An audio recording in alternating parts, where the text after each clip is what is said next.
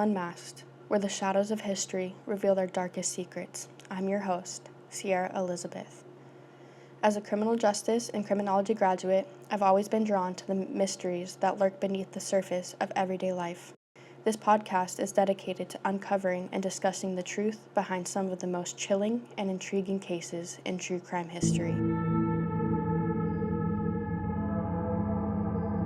In each episode, we'll deep dive into a different case, exploring the evidence, unraveling the clues, and bringing you the stories of the victims and the relentless pursuit of justice. From infamous serial killers to unsolved mysteries, no case is too complex or too obscure for me to tackle. For the first episode, I wanted to dive into a case that I feel hasn't been widely discussed, a case that hit close to home and has stuck with me ever since.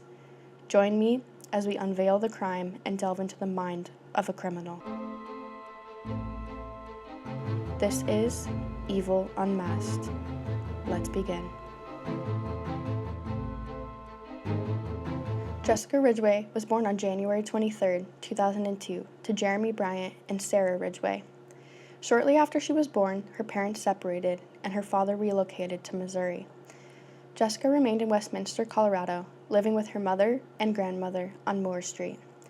Her grandmother and aunt played a significant role in her upbringing, supporting her mother, who worked a graveyard shift at a tech company. This allowed her mom to be there for Jessica before and after school. In 2012, Jessica was a vibrant fifth grader at Witt Elementary School. She was an enthusiastic member of the junior cheerleading team and was signed up to participate in the Stanley Lake Pee Wee Cheer Clinic. Known for her outgoing and energetic personality, Jessica was also remarkably independent.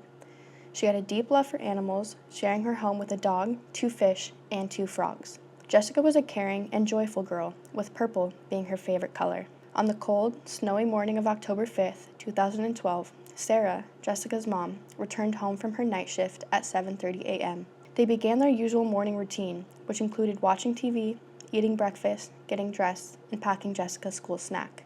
Concerned about the weather, Sarah advised Jessica to change from her leggings into jeans to stay warm during her walk to school.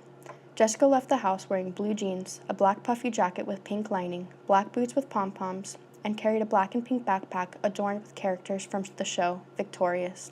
Jessica left for school around 8:30 a.m., while her mom went upstairs to sleep, leaving her phone downstairs. To get to school, Jessica would make the first part of her journey alone, walking a block down the road to meet with her friend Jeremy.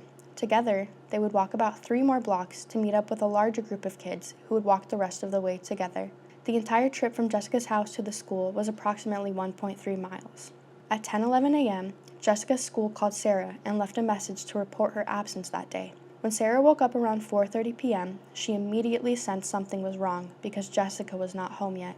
Rushing downstairs, she checked her voicemail and panicked upon hearing the message from the school, informing her that Jessica had not shown up. This was highly unusual for Jessica, who was a good student with good grades. Sarah made several calls, including one to Jessica's friend Jeremy's house. Jeremy confirmed that he had spoken to Jessica early that morning when she called to confirm their plans to walk to school together. She had called him at 8:25 a.m., and he waited for her until 8:40 a.m. But when she didn't show up, he worried he would be late for school and left without her. Sarah's next phone call was to the Westminster Police Department. You can hear the distraught in her voice as she explains the nightmare to the operator. My daughter's missing. I guess she never made it to school this morning. How old's your daughter?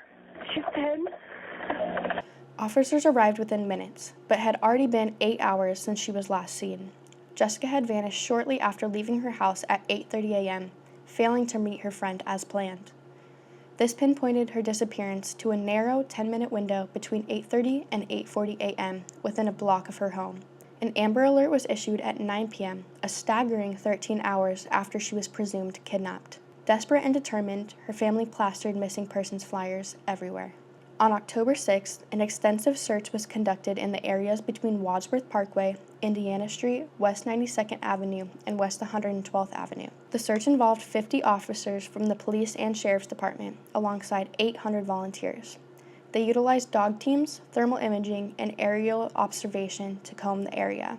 Helicopters provided aerial surveillance, divers scoured nearby bodies of water, and search dogs tracked her scent, while thermal cameras were used to detect body heat. The police initially suspected her parents, focusing specifically on her father, Jeremy. He had recently filed for custody and was on probation for second-degree domestic assault for choking his girlfriend.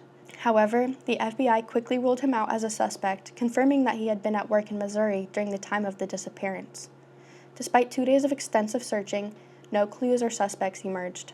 On October 7th, a couple in Superior, Colorado, about 15 miles northwest of Westminster, were driving home after midnight when they spotted a large paper bag at the corner of Andrew Drive and Alpha Court. Initially, they didn't think much of it, but the next morning, the man and his neighbor decided to investigate after realizing the bag was still there. Inside, they discovered a pink backpack with a keychain bearing the name Jessica. Upon opening the backpack, they found a water bottle labeled Jessica Ridgeway. Additionally, the bag contained folded clothes, black boots with pom-poms, prescription glasses, and a wooden stick. The man posted a message on an online bulletin board, including a photo of the found items and a note that read, quote, "Found this morning on the sidewalk at Andrew Drive and Alpha Court. The water bottle has the name Jessica Ridgeway on it. Come and get it." End quote. Someone responded, noting that the name on the water bottle matched that of the missing girl. Upon receiving this information, the man immediately called 911. The bag was discovered 34 hours after Jessica had gone missing. Authorities quickly swarmed the area, conducting a thorough search of the neighborhood for additional evidence, but they did not locate Jessica. Interviews with local residents revealed that the bag had likely been left there on October 6 between 7 and 10 p.m. The bag and its contents were sent to the Colorado Bureau of Investigation for further analysis. On the backpack, they found Jessica's DNA along with a second unidentified DNA profile. They ran this second profile through CODIS, the Combined DNA Index System, while continuing their search for suspects. The police interviewed 2 registered sex offenders living 2 doors down from Jessica, who granted permission to search their property, but nothing linked them to the crime.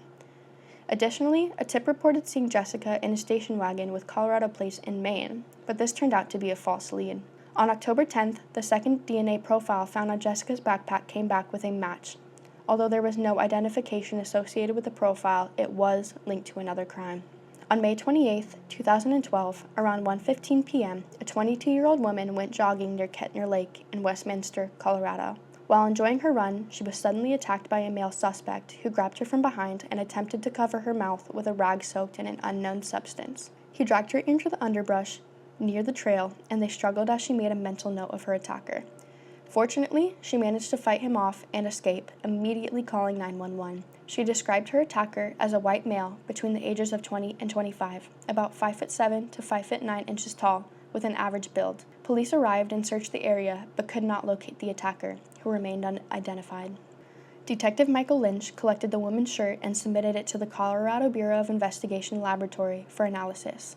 The Colorado Bureau of Investigation developed a full DNA profile from an unknown suspect, which would later match, you guessed it, the DNA profile found on Jessica Ridgeway's backpack.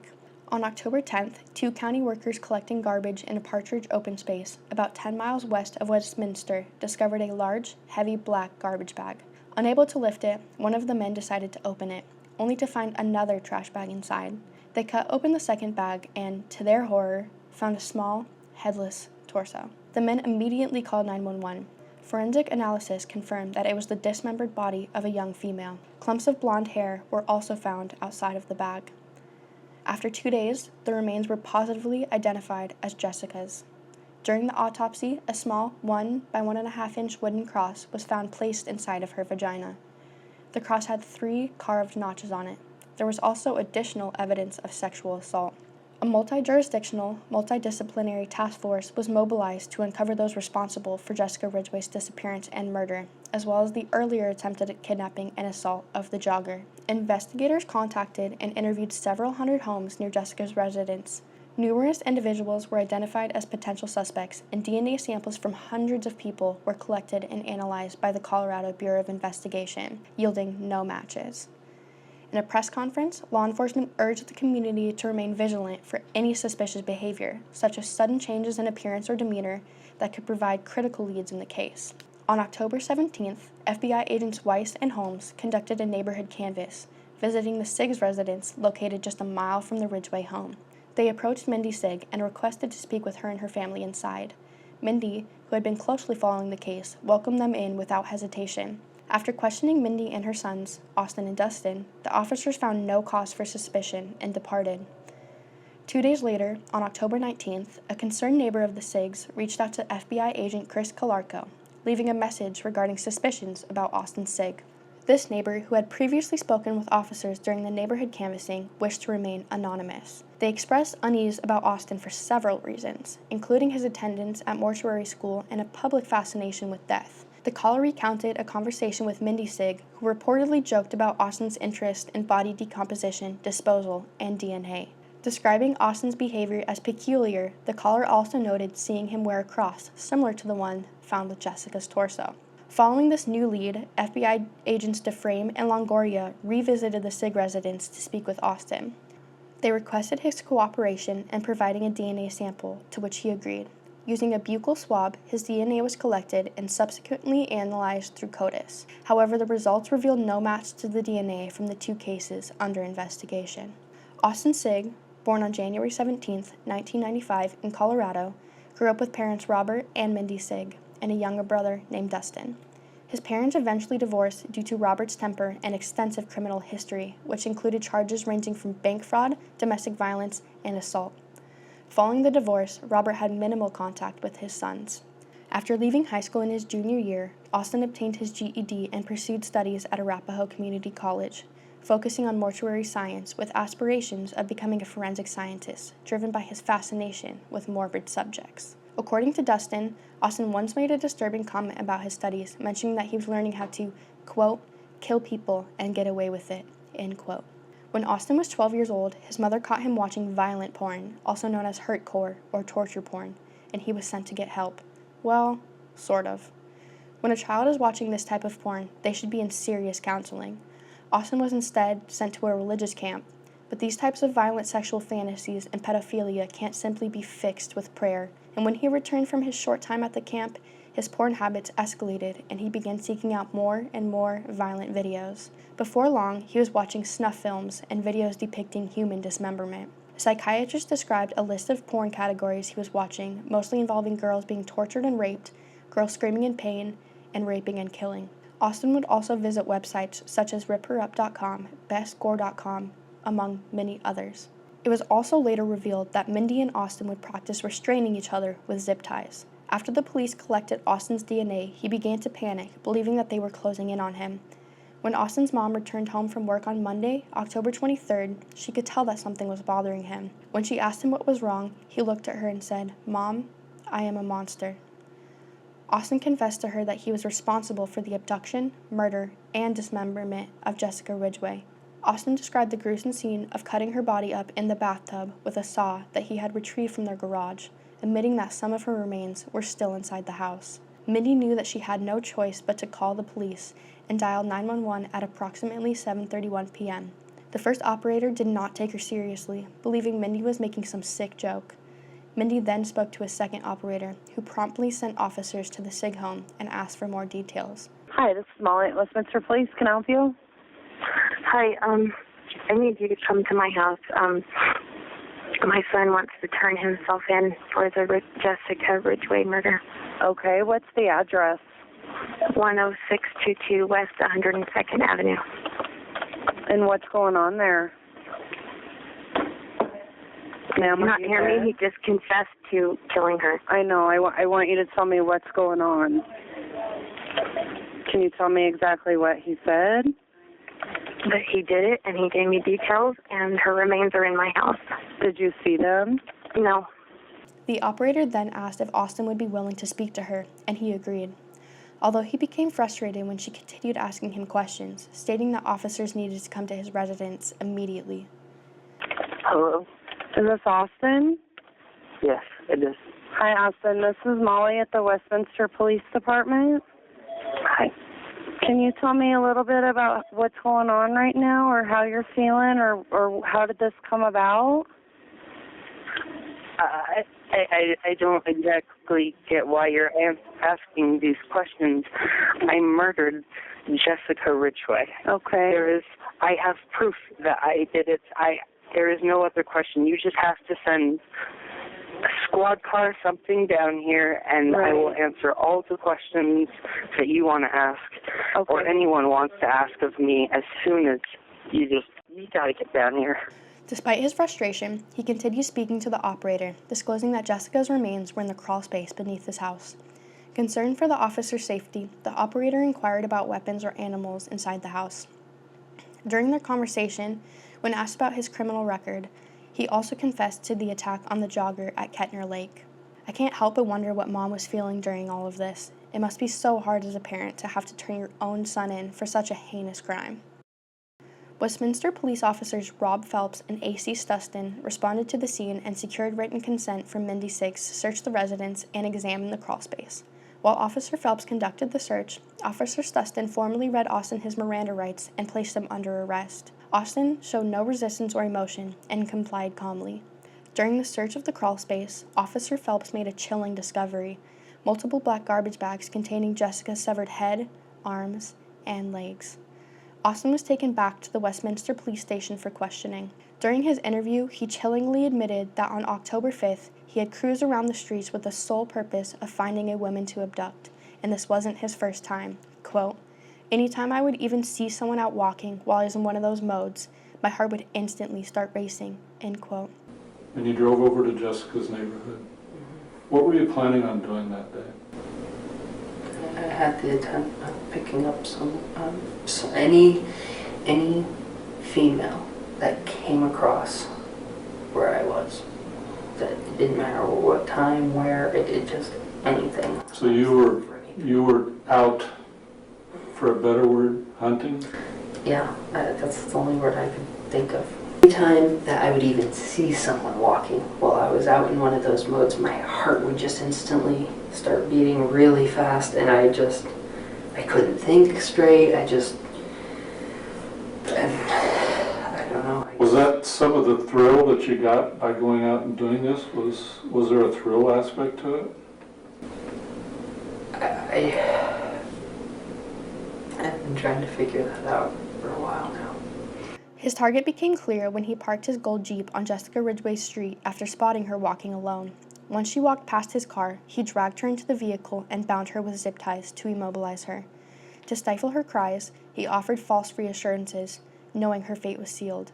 He aimlessly drove around for 30 minutes, navigating random turns until arriving at his family home, shared with his mother and younger brother. Go on and tell me what happened after you grabbed her. She screamed and I told her to be quiet, and I used zip ties to zip tie her hands and legs together, and I hopped in front of my car. I would lie to her. I would tell her that everything was going to be okay, and I would just lie to her.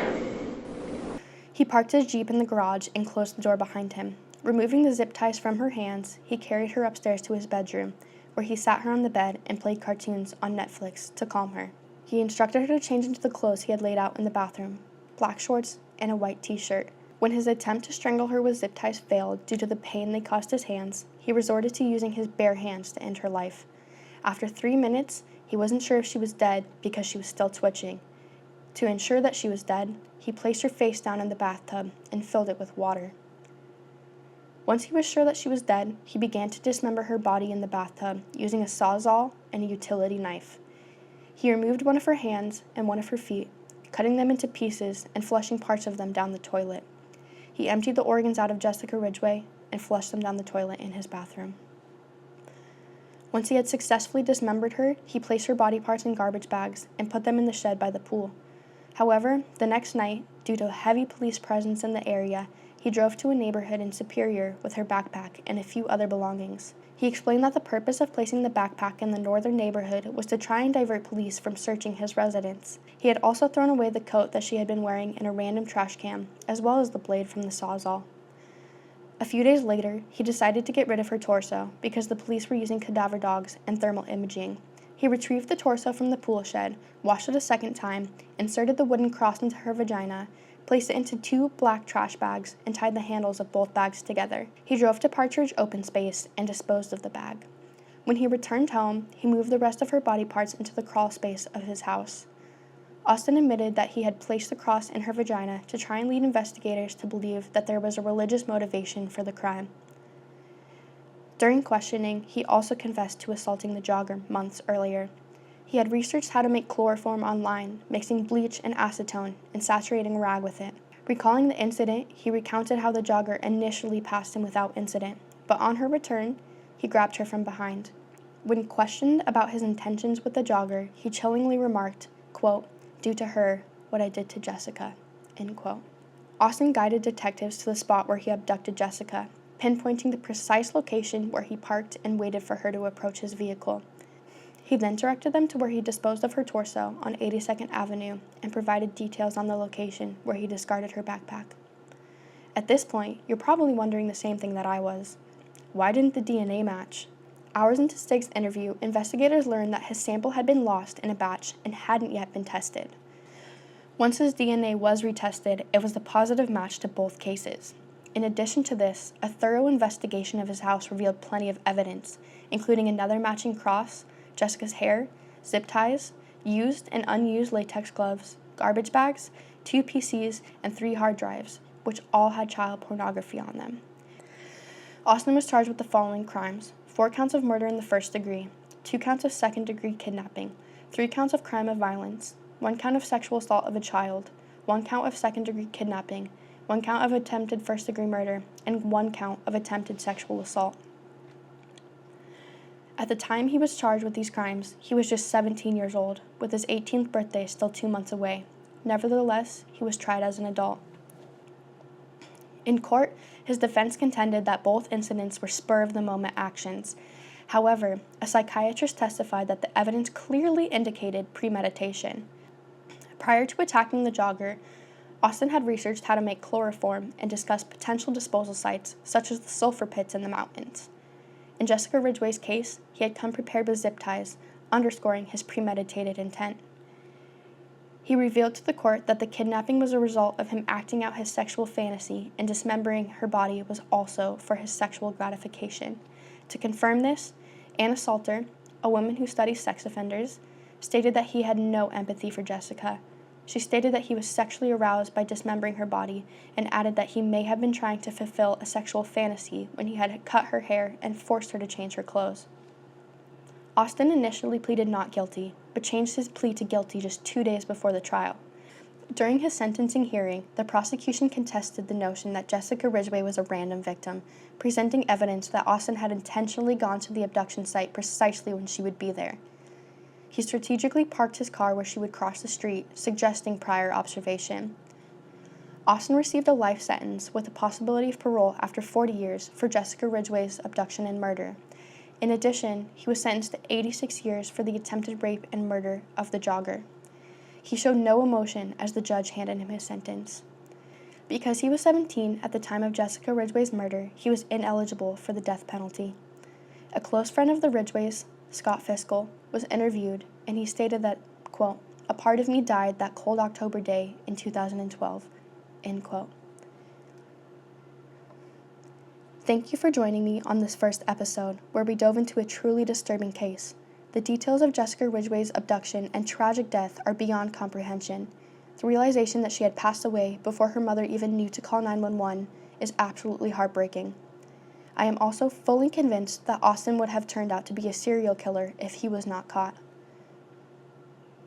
Despite the darkness of this story, there are moments of light. A park in Westminster, where Jessica once played, stands as a memorial to her memory. Etched into its features are some of her favorite knock-knock jokes, a gentle reminder of the bright spirit that she was. Join me next time on Evil Unmasked as we continue to explore cases that resonate deeply with us, shedding light on both the darkness and the resilience that emerge in their wake. If you have any case suggestions, questions, or anything else, please visit evilunmasked.com.